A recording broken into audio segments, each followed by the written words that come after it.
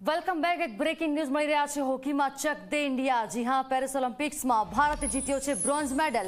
ભારતીય હોકી ટીમે જીત્યો બ્રોન્ઝ મેડલ। આ તમામ લોકો માટે ગૌરવની ક્ષણ।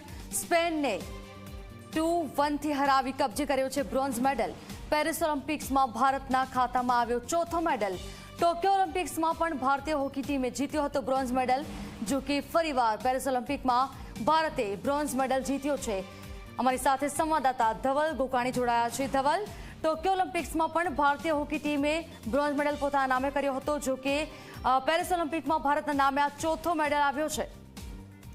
જી ચોક્કસથી ભારતીયો માટે ખૂબ જ ખુશીના સમાચાર છે। આજે ભારતીય હોકી ટીમે પેરિસ ઓલિમ્પિક્સની બ્રોન્ઝ મેડલ મેચની અંદર સ્પેન સામે શાનદાર પ્રદર્શન કરીને 2-1 થી મેચ જીતી લીધી છે અને ભારતે બ્રોન્ઝ મેડલ કબજે કર્યો છે। મેચની વાત કરવામાં આવે તો ભારતે શરૂઆતથી જ આક્રમક રમત રમી હતી અને શરૂઆતમાં જ ગોલ કર્યો હતો, પછી સ્પેને ગોલ કર્યો હતો, પરંતુ ભારતીય ટીમે પોતાનો આક્રમક રમત જાળવી રાખી શાનદાર વાપસી કરી અને અંતની અંદર મેચ જીતી લીધી હતી। અને 2020 ટોક્યો ઓલિમ્પિકની વાત કરવામાં આવે ત્યારે ભારતે જર્મનીને હરાવીને બ્રોન્ઝ મેડલ જીત્યો હતો અને ઓલિમ્પિક્સની અંદર 52 વર્ષ પછી ભારતે બેક ટુ મેડલ હોકીની અંદર જીત્યા છે। આ ખૂબ જ ગૌરવની વાત કહેવાય અને ખૂબ જ દેશમાં પણ ઉત્સાહનો માહોલ જોવા મળી રહ્યો છે, કારણ કે હોકી સાથે ઘણા બધા લોકોનું ઇમોશનલ કનેક્શન હોય છે અને હોકીમાં મેડલ આવે ખૂબ જ ગૌરવશાળી શકાય।